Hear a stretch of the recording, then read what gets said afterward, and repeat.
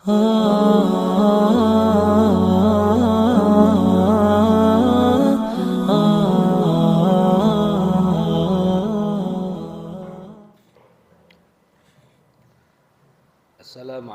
warahmatullahi wabarakatuh. Bismillah walhamdulillah wassalatu wassalamu ala rasulillah Muhammad bin Abdullah wa alihi wa sahbihi wa mawala ba'd. La hawla wa la quwata illa billahil azim. Subhanak la ilma lana illa ma'alamtana innaka antal alimul hakim. Rabbi shrah li sadri wa yassir li amri wahlul 'uqdatan min lisani yafqahu qawli washrah li sadri bi jahin nabi wal ashabi wal ali. Bismillahirrahmanirrahim. Kita teruskan kajian kitab Risalatul Mu'awanah karya al-Imam al-Habib Abdullah bin Alwi al-Haddad. Fasallu alaika bi'imarati awqatik biwadha'ifil ibadat. Hendaknya kalian itu meramaikan waktunya kamu dengan tugas-tugas ibadah. Kenapa? Supaya jangan ada yang lewat dari waktu kita siangnya atau malamnya setiap saatnya, kecuali di situ telah engkau tata tugas-tugas tertentu daripada khair, kebaikan. Apakah birrul walidain, membantu orang tua, mengurusi daripada urusan keluarga, nyapu, merapikan rumah, dalam, belakang, nyuci pakaian. Jangan dianggap itu tidak ibadah. Kalau Anda nyontoh kepada Nabi Muhammad SAW, Nabi istrinya lebih daripada satu, tapi aman. Kita jaga satu aja sudah pusing ya. Kenapa? Gana fi mihnati ahli. Nabi itu mengambil peran daripada perempuan. Makanya disebutkan Nabi itu jahit kepada sandalnya, jahit kepada bajunya yang robek, Nabi sendiri. Ya, itu juga termasuk khair. Bahkan termasuk daripada orang berumah tangga itu harus ada sifatnya riyadhah. Apa itu riyadhah? Kalau dalam bahasa Jawa tirakat. Menekan nafsu, menundukkan nafsu dan sebagainya. Di antaranya riyadhah apa? Anda kalau dulu mungkin waktu belum berkeluarga, urusan adalah pribadi Anda. Sekarang Anda berpikir tentang bekakas rumah, Anda berpikir tentang kebutuhan tidur, Anda berpikir tentang kebutuhan kamar anak Anda. Itu termasuk ibadah. Maka atur. Jangan sampai ada waktu kita ini lewat gak ada hal itu. Kasih tugas. Sehingga ketika ada tugas masing-masing, tastaghriquha biha fabidzalika tadhhar barakatul awqat. Sehingga waktu kamu itu seperti tidak ada yang kosong, terisi dengan positif. Apakah ngurus keluarga, apakah cari rezeki yang halal. Thalabul halal perintah Allah. Seperti Allah katakan thalabul ilmi fardhah. Cari ilmu hukumnya apa? Wajib. Demikian thalabul halal fardhah. Cari rezeki halal juga wajib. Bahkan sebagian ulama mengatakan ketika dua hadis ini, satu dikatakan oleh Nabi talabul ilmi fardhah, cari ilmu itu wajib.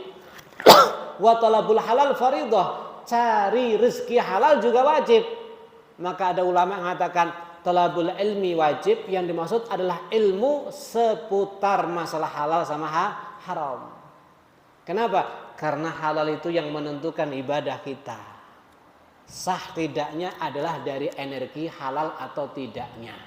Innallaha thayyib la yaqbal illa thayyiba. Allah zat yang baik, putih, bersih, suci, tidak akan menerima sebuah ibadah yang rezekinya tidak baik pula. Jadi apa? Cari rezeki halal termasuk ibadah. Atur waktu kamu. ini waktunya cari rezeki halal. Ya, itu ibadah. Baik. Jadi yang jelas waktu kita itu jangan lewat tanpa ada tugas. Kasih mereka tugas. Apakah nanti sholat jamaah, apakah nanti baca sekian juz daripada Quran, apakah menyelesaikan kalimah tauhid, kalimah zikir, baca tahawul, la haula wala quwata illa billah, apakah istighfar, apakah sholawat, apakah baqiyatus salihah, apakah kasih tugas. Kalau seperti itu, tazhar akan nampak berkah waktu yang Allah berikan kepada Anda. Sehingga kalau udah berkah, wa tahsul faidatul umur. Anda akan mendapatkan faedah daripada umur. Kalau Anda mendapatkan faedah daripada umur, enggak terasa Anda itu ala dawamil iqbal. Setiap saatnya menghadap kepada Allah Subhanahu wa ta'ala. Loh, bagaimana saya menghadap kepada Allah? Saya di tengah pasar. Saya berbicara dunia. Saya sedang berbisnis. Lihat itu. Allah sebutkan mereka orang-orang soleh, bukan berarti mereka tidak bekerja. Tapi Allah sebutkan kepada mereka bekerja, namun pekerjaannya bukan berarti membuat mereka lupa kepada Allah. Makanya Allah sebutkan rijalun la tulhihimu tijaratun wala bai'un an dzikrillah. Orang hebat itu lelaki yang dengan jual belinya, dengan pekerjaannya tidak membuat dia lupa kepada Allah Subhanahu wa ta'ala. Berarti atur semuanya supaya Anda mendapatkan faedah umur, supaya waktu Anda itu terisi seakan-akan apa? Anda menghadap kepada Allah Subhanahu wa ta'ala. Sehingga sampai makan minum juga diatur. Enggak sakarpe dewe, jam makan, jam minum, jam bekerja, jam ini. Bukan berarti kita enggak bisa nyantai. Nyantai bagus. Istirahat bagus. Ya, bahkan disebutkan an-nafsu idza ukrihat amiyat. Nafsu itu kalau dipaksa ibadah tok enggak bisa. Justru akan berbalik. Seperti akan menjadi buta. Maknanya sesekali diistirahatkan. Istirahat itu kalau tujuannya untuk memicu semangat lagi ibadah kepada Allah, bisa jadi istirahat ini mendapatkan nilai lebih besar daripada ibadah kepada Allah Subhanahu wa ta'ala. Mungkin istirahatnya pelepas penat dengan hal yang mubah, ambil makanan yang lezat, misal seperti itu, memandang daripada hijauan, ya, memandang daripada hal untuk mendahulukan syukur dan ta'zim kepada Allah Subhanahu wa ta'ala. Tidak ada masalah. Yang jelas la yastaqim ma'al ihmal hal. Tingkah kita, perbuatan kita tidak akan menjadi lebih baik, tidak akan menjadi lurus kalau tidak ditata. Segala satu harus ada tatan, diatur. Inilah la yaslah malifal bal. Demikian tingkah Anda tidak akan menjadi baik kalau enggak diatur. Demikian pula apa? Hati kamu kalau banyak lalai kepada Allah juga tidak akan semakin baik tapi semakin buruk. Ikhwan yang dirahmati Allah Subhanahu wa ta'ala, makanya para ulama itu menggambarkan kita gini. Anda ini ditakdirkan menjadi umat yang umurnya enggak panjang. Tapi Anda mendapatkan surga yang paling dahulu. Sebelum Anda masuk, umat lain gak bisa masuk. Kemudian Anda umurnya kata Nabi baina sitin wa sab'in, antara 70 sama 60. Taruh 60 umur Anda. Kalau satu hari Anda tidur 8 jam, sepertiga berarti buat tidur. Berarti 60 tahun itu 20 tahun Anda buat tidur. Bayangkan tidur 20 tahun. Dicicil bendino 8 jam. Umur swidak nggih turu 20 tahun. Itu kalau tidurnya 8 jam. Kalau punya kebiasaan nglowo isuk turu tembus duhur wis piro iku tambahane. Tinggal kita lihat yang untuk ibadah berapa. Dah yang jelas atur waktu ini ya. Karena waktu itu adalah modal daripada usaha Anda. Orang itu kalau mau dagang biasanya harus punya namanya modal. Dari modal itu nanti bisa dapat untung. Semakin banyak modal biasanya untungnya semakin cepat dan banyak. Modal untuk mendapatkan makom yang tinggi, hidup yang sukses di akhirat adalah umur. Kalau modal dagang Anda ketika Anda untung, modalnya Anda mungkin semakin berkembang. Tapi kalau modal untuk dapatkan makom tinggi di sisi Allah bukan semakin berkembang tapi semakin berkurang. Anda bisa menjadi kekasih Allah butuh dengan umur. Anda bisa taat kepada Allah butuh dengan umur. Anda bisa melakukan kebaikan butuh dengan umur. Anda bisa menyampaikan daripada kebaikan butuh dengan umur. Anda gak sendiri. Anda udah punya uang rencana untuk sedekah butuh dengan umur. Kalau umurnya udah gak ada, gak berangkat itu sedekahnya. Cuman rencana. Sudah Anda kumpulkan uang, mesti dibendeli 10 juta, rencana mau datang kepada satu pondok, kepada masjid dan sebagainya, umurnya habis, gak nyampe ke sana. Perbuatan ibadah Anda butuh yang namanya umur. Dan umur modal utama Anda untuk dapatkan makom yang tinggi di sisi Allah. Makanya jangan sia-siakan umur. Dikatakan nafas Anda adalah jauharah, permata yang mahal yang Allah berikan kepada Anda. Anda nggak bisa beli di tempat yang lain. Anda nggak bisa beli kepada siapapun kecuali Anda nerima dari Allah Subhanahu wa taala. Akan tapi ada satu hadis, man sarahu ya awizat fi rizki wa imad fi umrih. Kalau Anda merasa pengen rizkinya ditambah, umurnya ditambah, maka nyambung tali silaturahim. Mungkin itu ada amal seperti itu. Ini lihat. Berarti isi waktu terisi dengan kegiatan yang positif. Buat satu kebiasaan atau namanya wirid. Tapi kalaupun wirid itu afdal, misal kalimah tauhid, kalimah la ilaha illallah misalkan, kalimat tahlil, maka jangan kalau wirid itu jangan satu hal, ambil semuanya. Mungkin pakai tahlil, pakai istighfar, pakai sholawat, pakai kalimat baqiyatus sholihat, mungkin pakai ini, baca Quran, tafakur, sholat wajib, sholat sunnah, ya, dan yang sebagainya. Wirid membantu orang, wirid bakti sama keluarga, wirid bertemu dengan keluarga, wirid birrul walidain, wirid untuk bersosial keluar, wirid untuk berdakwah, wirid untuk membantu dakwah daripada Nabi Muhammad dan sebagainya. Atur semuanya. Iya, jadi ada tugas masing-masing.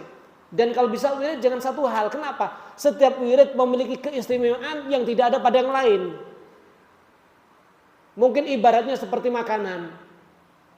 Kalau jambu ada vitamin yang ini, yang tidak ada mungkin di buah yang lain. Sayur kangkung mungkin nggak ada di sayur yang lain dan sebagainya. Ambil semuanya. Semuanya Anda butuhkan. Dan yang lebih-lebih apa? Allah tahu. Lama alimallah haq minka wujudal malal lawan laka at-ta'at. Allah itu tahu kalau kula adalah panjenengan ini punya karakter bosanan. Sehingga Allah buat taat kepada Allah itu lawan apa? Bermacam-macam. Bosan baca Quran, ganti zikir. Bosan itu semuanya ganti bantu orang. Bosan itu semuanya ganti birrul walidain. Bosan itu semuanya kumpul sama keluarga, bergurau yang yang sifatnya baik, itu juga ibadah. Bosan ini ganti yang lain. Subhanallah. Jadi dibuat macam-macam. Ya, supaya waktu Anda semuanya terisi dengan ibadah kepada Allah Subhanahu wa taala. Kalau sudah seperti ini, mungkin dalam bahasa nggak perlu umur panjang, tapi Anda udah cepat makamnya dekat di sisi Allah Subhanahu wa taala. Ya. Ikhwan yang dirahmati Allah Subhanahu wa taala. Baik. Dan perlu diketahui setiap yang Anda baca dari aktivitas itu ada asar membekas kepada hati. Membekas di dalam tanwirul qulub. Memancarkan hati. Satu. Jadi kalau Anda punya aktivitas yang baik, hati akan semakin baik. Satu. Yang kedua, minimal anggota tubuh Anda akan dicencang supaya tidak keluar untuk melakukan sesuatu yang tidak ada manfaat, yang sia-sia. Itu minimal. Seperti Anda ngaji seperti ini. Minimal kalau ngaji seperti ini, Anda saat ini tidak duduk di rumah cuma gunjing. Kadang-kadang kita duduk itu di dalam televisi, di depan HP jadinya gunjing, ngomong ngalor ngidul ngitan ngulon. Ya, akhirnya ngomong muncul pengen ini dan itu dan lain sebagainya. Tapi kalau ngaji minimal kita tertahan daripada ghibah, mendengarkan ghibah atau hal-hal yang tidak ada manfaat. Demikian wirid. Minimal apa? Membuat Anda tidak terjerumus kepada sesuatu yang tidak manfaat. Baik. Kemudian kalau sudah memang Anda punya aktivitas yang baik, hendaknya kerjakan dengan istiqomah. Kalau berbenturan dengan urusan yang lain, hendaknya urusan itu jangan ngalahkan satu kebiasaan kita. Kecuali sesuatu yang tidak bisa ditunda lagi. Maka bagaimana? Ya sudahlah, mungkin sementara wiridnya kita hentikan. Tapi kalau bisa diqodho. Apa itu diqodho? Supaya tidak terbiasa meninggalkan yang sudah menjadi aktivitas kita. Contoh kita sholat duha. Sudah istiqomah selama beberapa tahun. Kemudian karena sibuk ada urusan yang mendesak, memerlukan waktu 1 minggu, akhirnya nggak sempat duha. Kalau nggak segera diqodho, mungkin akhirnya 1 minggu, bisa 2 minggu, bisa 1 bulan, wis kadung ra duhanan wis pisan. Ya, dhisik kas rutin ya sampai 2 tahun rutin. Wis kadung 2 bulan ora duhanan, wis karuan bisa naik. Jangan. Diqodho itu supaya apa? Kamu bisa kembali lagi. Ya, bisa kembali lagi. Nah, dan perlu Anda ketahui, al-waridat, pemberian Allah itu tergantung daripada aktivitas positif Anda. Kalau aktivitas positif Anda daripada wirid-wirid tadi banyak, pemberian Allah juga banyak. Kalau wirid itu sedikit, ya pemberiannya sesuai. Ya, kita lihat ya. Para pendahulu kita, Masya Allah. Kadang-kadang 1 hari mereka baca sholawat saja bisa 25.000. Baca kalimah tauhid la ilallah 25.000. Baca ya Allah 25.000. Sholat duhanya menyelesaikan sekian juz hingga 10 juz. Sholat malamnya menyelesaikan. Hakata mereka. Ya, cuman kalau Anda belum mampu seperti itu, ojo oke dhisik. Kok langsung mbok gietne jebret melaku seminggu, 2 minggu bar kapok. Ya, setelah 1 minggu, 2 minggu napa? Kapok. Waduh. Gara-gara bela wirid tenggorokan kering, ya kan ya. Belani wirid jadinya ini dan itu. Jangan. Ahabul a'mal ilallah adwamuha wa in qall, kata Nabi. Amal itu yang paling bagus adalah yang paling bisa continue walaupun sedikit. Makanya kata Nabi, khudzu minal a'mal ma tutikun. Ambil amal itu yang sekira kamu mampu. Fa innallaha la yamal hatta tamallu. Allah enggak akan bosan, tapi kamu sendiri yang mudah bosan. Ini berarti kan strategi setan. Wa min sya'ni syaitan la'anahullah. Semoga Allah melaknat selalu kepada setan. Apa? Awal Anda baik, maka diperintahkan untuk dimaksimalkan. Diget nih, api. Istighfar minat taat wal ifrat, bahkan over. Baru tobat sudah nggak pernah keluar daripada masjid. Subuh sampai duhur gak metu ya. Duhur gak metu sampai asar. Kira-kira anak taubatan yang kayak gini berjalan berapa bulan? Ifrat nanti. Itu strategi daripada setan. Awal seneng satu ibadah, satu pengajian, satu daripada aktivitas yang taat, maka apa? Disuruh ada iksar, diwakeh, dimaksimalkan sampai ifrat berlebihan. Tujuannya supaya kembali lagi nanti. Atau ini strategi setan, Anda diperintahkan untuk melakukan sesuatu yang tidak sesuai aturan. Iya, maka benar-benar harus apa? Kita berhati-hati. Kita harus berhati-hati. Ya Allah, kita ini kalau lihat daripada mereka, Al-Imam Ahmad bin Hanbal satu hari sholat bisa sampai berapa? 300 rakaat. Al-Imam Ali Zainal Abidin bisa sampai 1000 rakaat. Al-Imam Fulan bin Fulan bisa sekian-sekian. Al-Imam Syafi'i, Al-Imam Abu Hanifah, mereka punya wirid yang luar biasa. Banyak aktivitas dari mereka. Sehingga yang jelas waktu mereka menjadi berkah. Perhatikan Nabi Muhammad SAW. Beliau bersabda, "Ni'matani maghbun fihima katsirun minan nas." Ada dua nikmat yang di situ banyak manusia itu rugi, tidak bisa memanfaatkan dua nikmat ini. Mahwa as-sihah wal faragh. Anda diberi sehat dan Anda diberi waktu yang luang. Sehat dan waktu yang luang ini adalah nikmat yang besar dari Allah Subhanahu wa ta'ala. Jangan nunggu sudah banyak urusan. Misal saat ini Anda belum punya anak, kemudian punya anak, entar lagi punya cucu, wah, masalahnya semakin banyak.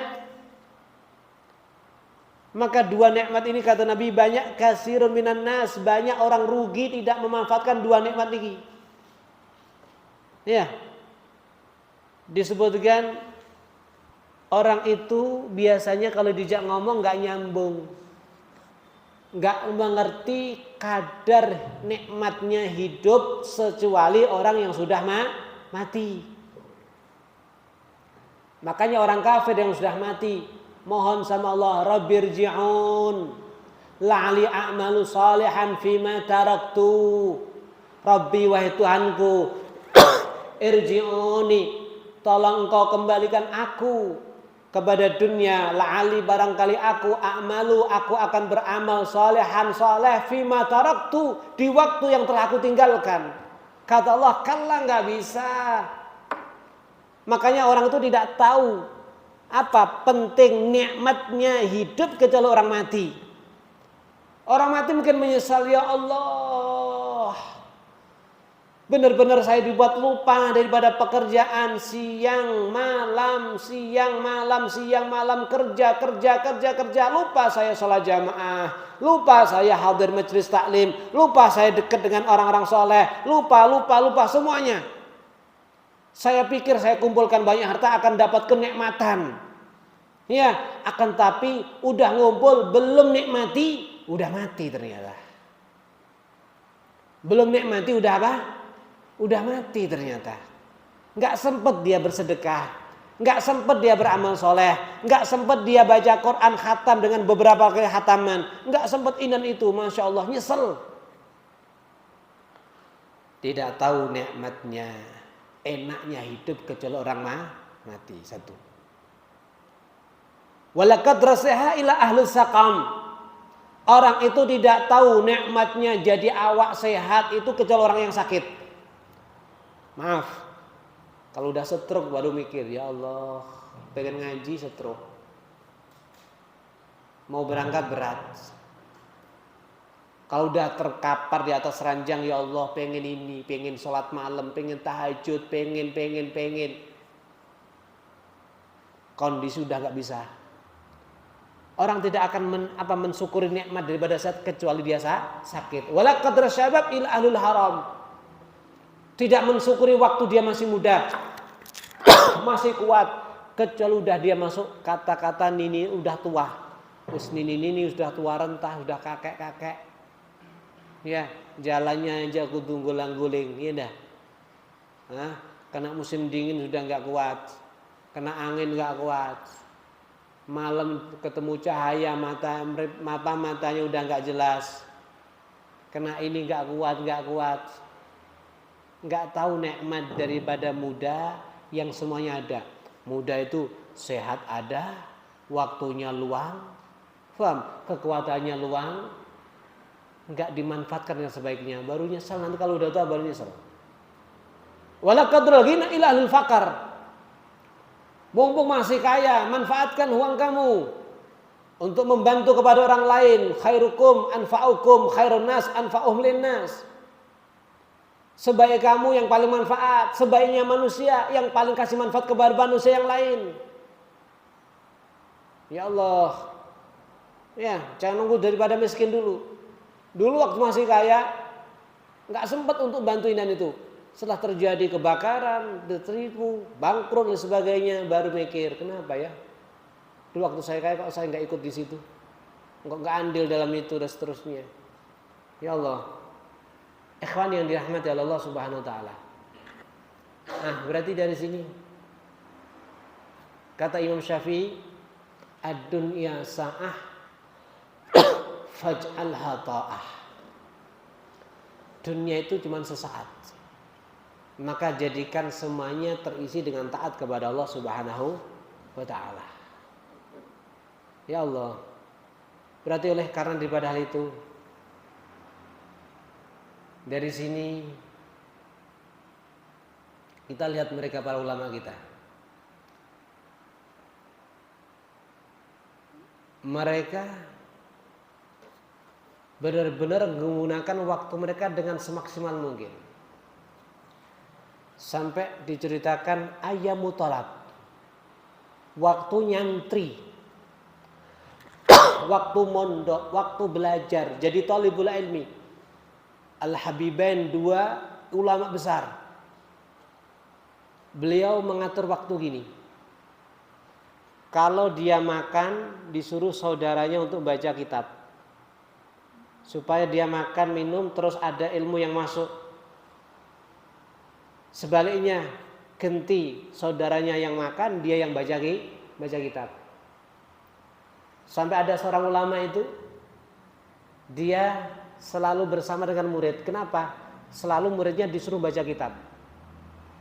Perjalanan yang jauh, lewat tol dan sebagainya, muridnya harus baca kitab. Qala Rasulullah sallallahu alaihi wasallam kaza wa kaza, qala kaza kaza, qala kaza kaza. Terus telinganya supaya mendengarkan ilmu. Bahkan mau tidur pun disuruh muridnya baca kitab. Jadi waktunya terus ada mudzakarah, fadzakir fa inna dzikra tanfa'ul mu'minin. Ada mudzakarah. Masya Allah. Hakata mereka. Ikhwan yang dirahmati Allah Subhanahu wa Ta'ala. Jelas dari sini ya, waktu kita harus perbaiki. Kemudian hendaknya wirid-wirid sunnah itu jangan ditinggalkan.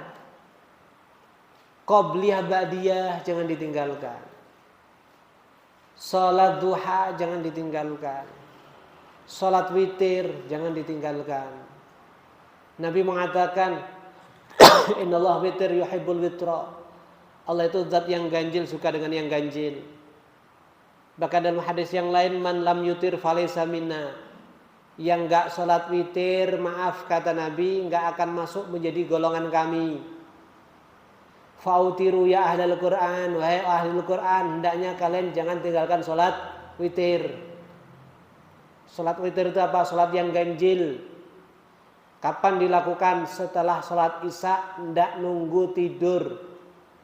Mana yang lebih afdal? Yang paling bagus sebagai penutup sholat malam Anda sebelum subuh, itu afdal. Tapi kalau Anda tahu Anda punya karakter, kalau udah tidur nggak bisa bangun, Kecuali masuk subuh, maka kerjakan witir setelah sholat isya. Tapi kalau Anda adalah orang yang yakin dan udah terbukti Anda selalu bangun sebelum subuh, maka fadhol sholat witir sebelum sholat subuh sebagai penutup qiyam lail Anda. Kalau seandainya saya khawatir nggak bangun sebelum subuh, saya sholat witir setelah sholat isya, tapi ternyata sebelum subuh saya bangun, bagaimana? Apakah boleh witir? La witranan fil lail. Tidak ada dua sholat witir dalam satu malam. Lantas bagaimana? Anda sholat selain witir.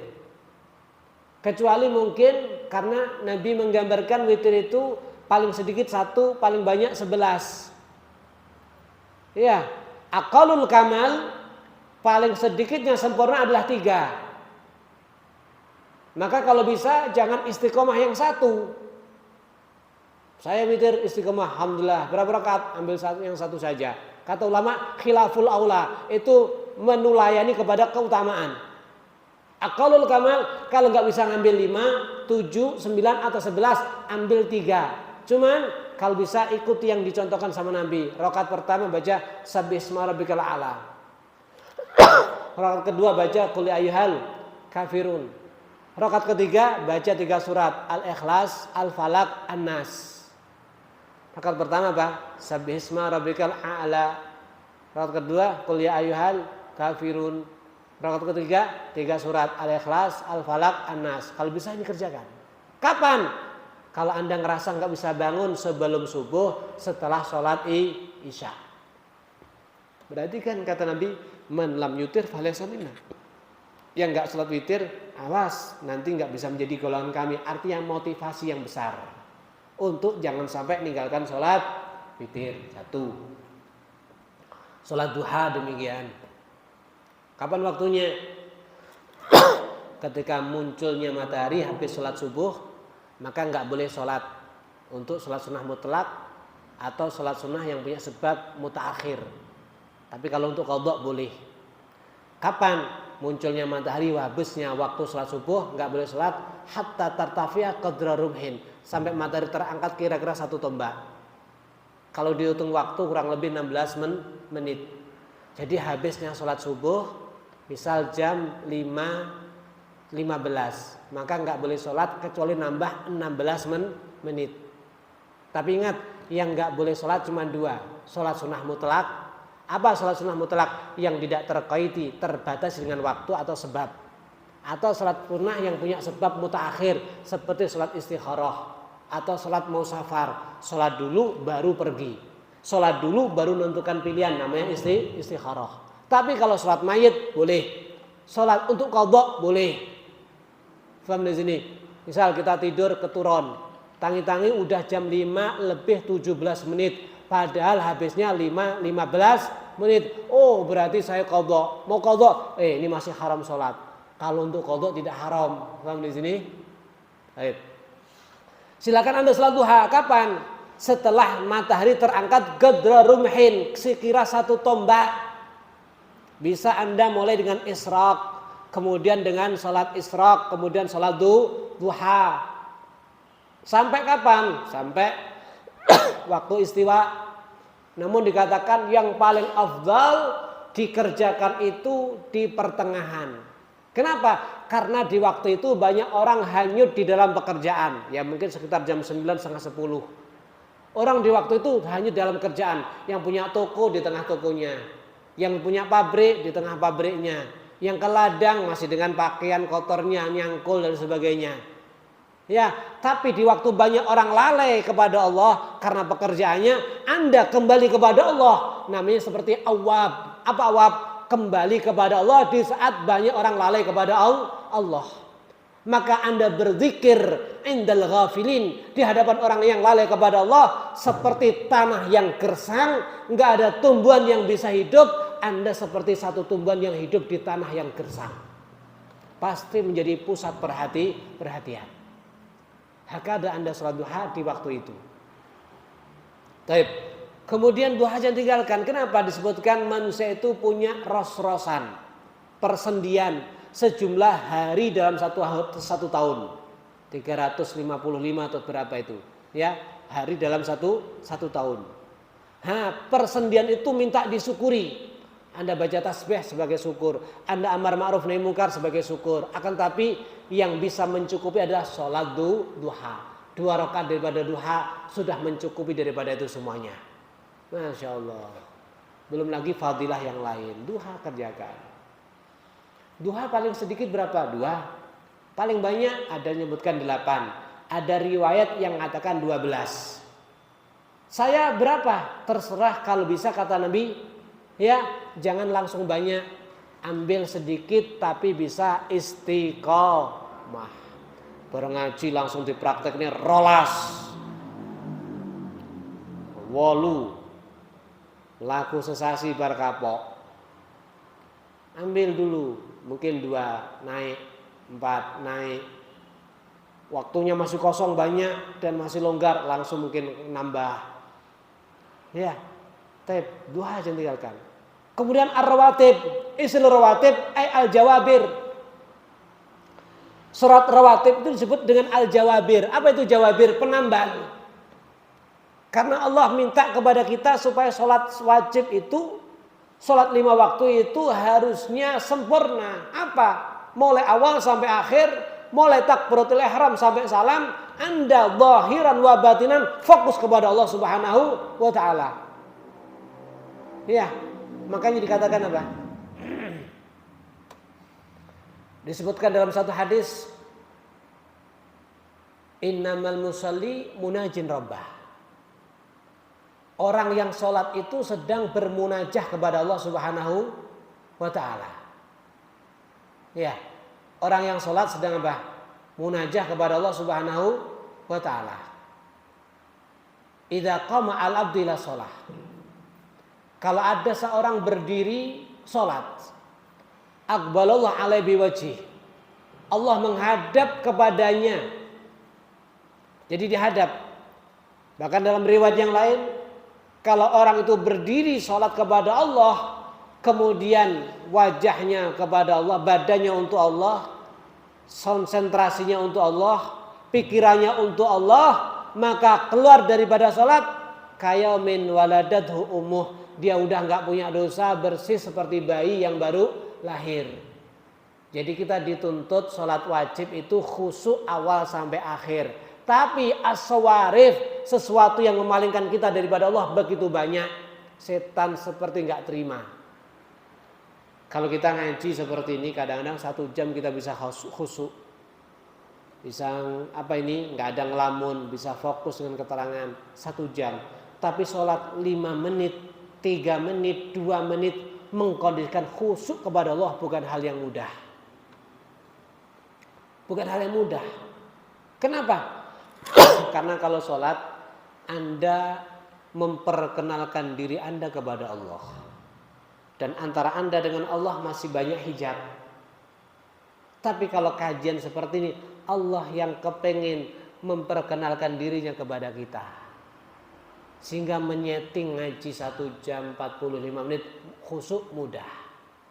Dengarkan keterangannya asik, fokus, langsung muncul dalam hatinya pengen taubah, memperbaiki ibadah, pengen mengisi waktu, kepengen membenahi, kepengen muncul. Ya, senajan pengennya waktu di ngaji, teko omah buyar meneh, ngoten nggih. Teko omah buyar napa mboten? Suasananya beda Ustaz ya. Nek omah ana mboke, ana anake, ana televisi, ana gedang goreng, ana kopi, ana kanca. Lagi sholat, anaknya ngompol ya. Halas. Berarti atur. Kalau bisa sholat wajib sempurna. Kalau enggak, Allah siapkan al-jawabir, penambalnya. Apa itu? Ar-rawatib. Apa rawatib? Sholat qobliyah ba'diyah itu terbagi menjadi 2. Ada mu'akkad, ada sangat dikokohkan, ada ghairu mu'akkad.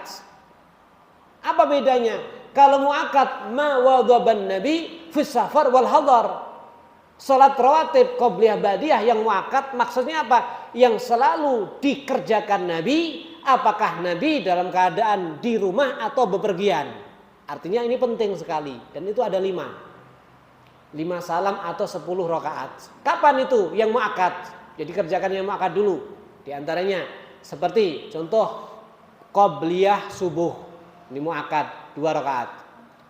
Kemudian qobliyah dan ba'diyah zuhur, muakkad, sunnah muakkad. Kemudian ba'diyah maghrib, ba'diyah isya. 5 ini muakkad. Qobliyah subuh, qobliyah dan ba'diyah zuhur, ba'diyah maghrib, ba'diyah isya, muakkad. Yang ghairu muakkad ya ada 6. Kapan? Ya, qobliyah dan ba'diyah zuhur selain yang muakkad. Jadi zuhur itu kalau Anda qobliyahnya pakai 4 rakaat 2 salam, berarti udah memasukkan muakkad dan ghairu muakkad. Ya, yang 2. Qobliyah asar 2 salam atau 4 rakaat. Nabi mengatakan rahimallah, semoga Allah senantiasa merahmati kepada orang yang sholat 4 rakaat sebelum asar. Sehingga para ulama menganjurkan walaupun qobliyah sebelum asar, qobliyah asar itu tidak muakkad, tapi minimal Anda masuk kepada doa Nabi. Makanya kerjakan 4 rakaat sebelum asar atau 2 salam untuk dapatkan doa Nabi. Apa doa Nabi? Semoga Anda dirahmati Allah. Pasti doa Nabi tidak akan ditolak oleh Allah Subhanahu wa taala.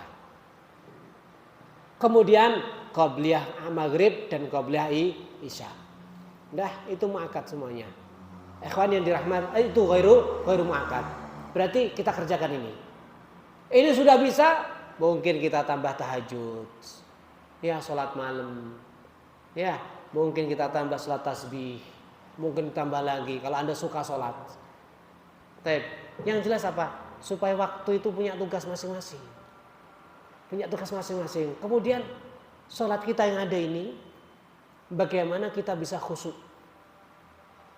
Perhatiannya Sayyidina Ali, seseorang yang dikatakan pintunya ilmu, lebih kepada tahsinul amal daripada taksirul amal.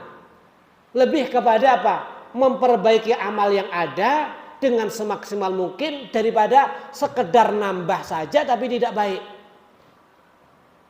Ibarat orang bisnis, mungkin punya toko, jangan nambah toko dulu. Yang satu ya manajemennya udah jalan apa belum? Putaran udah baik atau belum, bisa amanah atau belum. Kalau sudah baru mungkin nambah. Jangan nambah outlet sebanyak mungkin, akhirnya gini nggak jalan amburadur nih mungkin. Makanya Allah katakan apa? Alladzi khalaqal mauta wal hayata liyabluwakum ayyukum ahsanu amala. Allah katakan bukan aktsaru amala.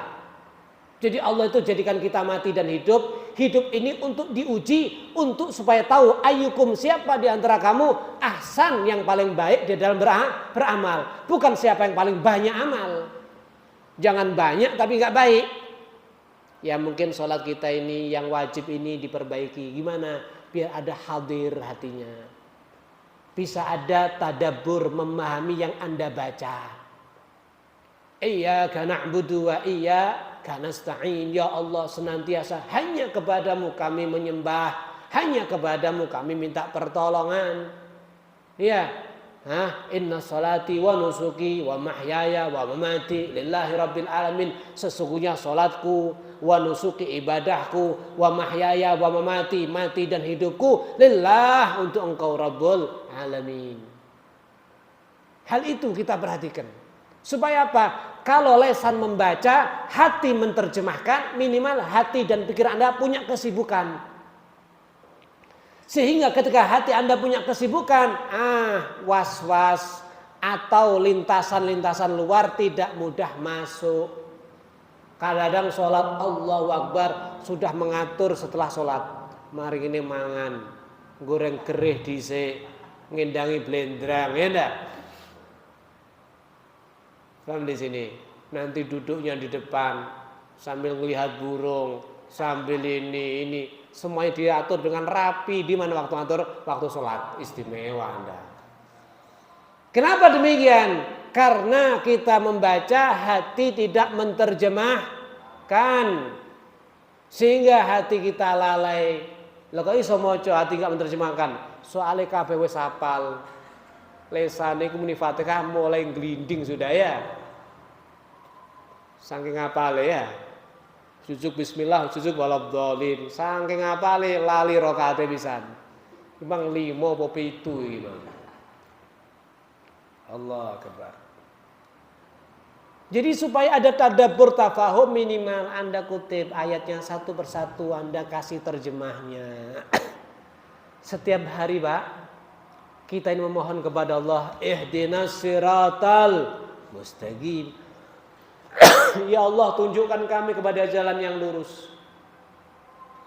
Semuanya kalau muslim dan semuanya kalau sholat, satu hari di dalam posisi yang terbaik. Posisi apa?